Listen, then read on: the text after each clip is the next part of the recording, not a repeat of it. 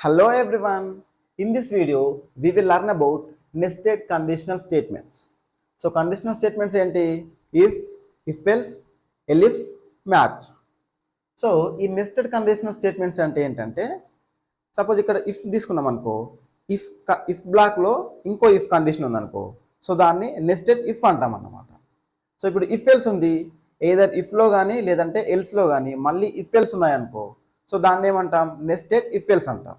Okay, so ఇప్పుడు మనం ఈ వీడియోలో నెస్టెడ్ ఇఫ్ ఎల్స్ గురించి చూద్దాం. సో ఈ ఒక్క కాన్సెప్ట్ అర్థమైతే మిగతా అన్ని కూడా సేమ్ ఇలానే ఉంటాయి అన్నమాట.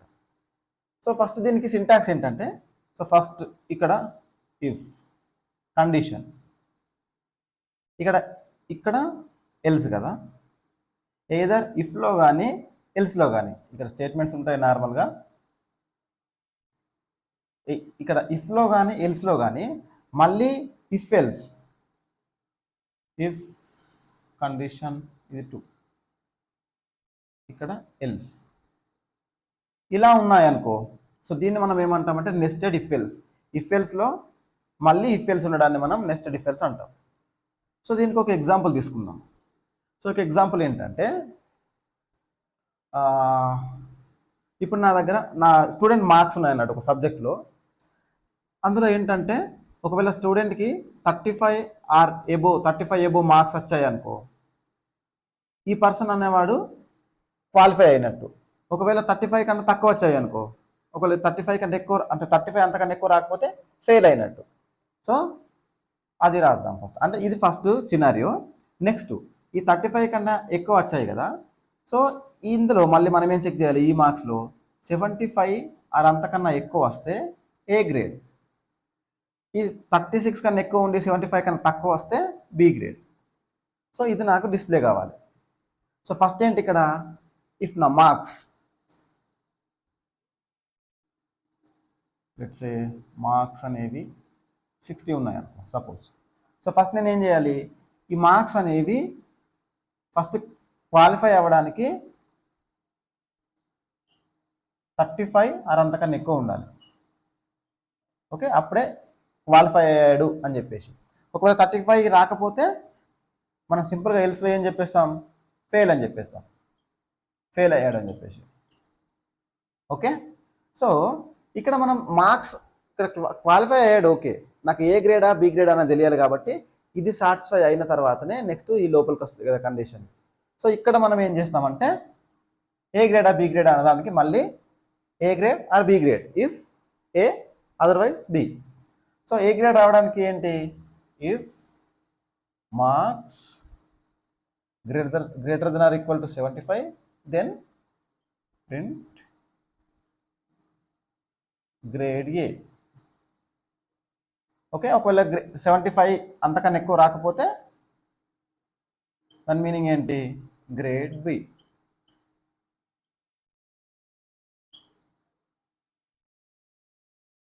ఓకే, సో ఇక్కడ మార్క్స్ 60 కాబట్టి marks greater than or equal to 35. So ఇక్కడ ట్రూ రిటర్న్ చేస్తుంది కాబట్టి లోపలికి వస్తుంది ఎగ్జిక్యూషన్. ఎల్స్ బ్లాక్ అనేది స్కిప్ అయిపోతుంది. If marks greater than or equal to 75, 60 not greater or equal to 75, so grade అనేది బి. ఇక్కడ 80 వచ్చాయి అనుకో, 80 వస్తే ఇక్కడ ఈ కండిషన్ ట్రూ అవుతుంది. Greater than or equal to 5 అనేది ట్రూ అవుతుంది కాబట్టి మనకు గ్రేడ్ ఏ అని చెప్పేసి ప్రింట్ అవుతుంది. సపోజ్ 33 వచ్చాయి అనుకో marks, so marks not greater than or equal to 35, so ఇక్కడ ఫెయిల్ అని చెప్పేసి డిస్ప్లే అవుతుంది మనకు. ఓకే, సో ఇలా ఇఫ్లో మనకు ఇఫ్ ఎల్స్ ఉంది కాబట్టి ఇది మనకు నెస్టెడ్ ఇఫ్ ఎల్స్ అన్నమాట. సో కొన్ని సినారియోస్కి ఎల్స్లో కూడా ఉంటుంది. ఓకే, సో ఇది ఒక సినారియో. నేను ఇంకో సినారియో మీకు చెప్తాను, దానికి మీరు కోడ్ రాయండి. నేను ఆల్మోస్ట్ లాజిక్ కూడా చెప్పేస్తాను. సో ఇక్కడ నా సినారియో ఏంటంటే, ఒక పర్సన్ ఉన్నాడు. ఈ పర్సన్ కార్ డ్రైవ్ చేయాలి అంటే ఫస్ట్ 18 ఇయర్స్ ఉన్నాయా లేదా చూడాలి. 18 ఇయర్స్ ఉంటే ఓకే, ఛాన్సెస్ ఉంటాయి. ఒకవేళ 18 ఇయర్స్ లేకపోతే not allowed to drive. Okay, so ఇప్పుడు 18 ఇయర్స్ ఉన్నాయి అని తెలిస్తే నెక్స్ట్ మనం ఏం చేయాలంటే ఈ పర్సన్కి డ్రైవింగ్ లైసెన్స్ అనేది ఉందా లేదా చెక్ చేయాలి. ఒకవేళ డ్రైవింగ్ లైసెన్స్ ఉంటే డ్రైవింగ్ లైసెన్స్ ఉంది కాబట్టి పర్సన్ కెన్ డ్రైవ్ అని చెప్పేసి మనకు ప్రింట్ కావాలి. ఒకవేళ డ్రైవింగ్ లైసెన్స్ లేకపోతే go to driving licence centres and apply for it అని చెప్పేసి ప్రింట్ కావాలి. ఓకే, సో ఫస్ట్ ఏంటి, పర్సన్కి 18 ఇయర్స్ ఉన్నాయా అంతకన్నా ఎక్కువ ఏజ్ ఉందా అని చెప్పేసి చెక్ చేస్తాం. ఒకవేళ ఉంటే ఓకే, నెక్స్ట్ ఫర్దర్ స్టెప్స్కి వెళ్తాం. లేదంటే 18 ఇయర్స్ లేవు కాబట్టి మనం కార్ డ్రైవ్ చేయలేడు అని చెప్పేసి ప్రింట్ చేసేస్తాం. ఓకే, నెక్స్ట్ ఈ ఇఫ్లోకి వస్తే ఇక్కడ మళ్ళీ ఇఫ్ ఎల్స్ ఇక్కడ కండిషన్ ఏం చెక్ చేస్తాం, డ్రైవింగ్ లైసెన్స్ ఉందా అని చెక్ చేస్తాం. ఉంటే కెన్ డ్రైవ్, లేకపోతే లైసెన్స్ అనేది తీసుకోవాలి. సో ఇలా నాకు ప్రోగ్రామ్ అనేది మీరు రాసి కామెంట్ బాక్స్లో పెట్టండి.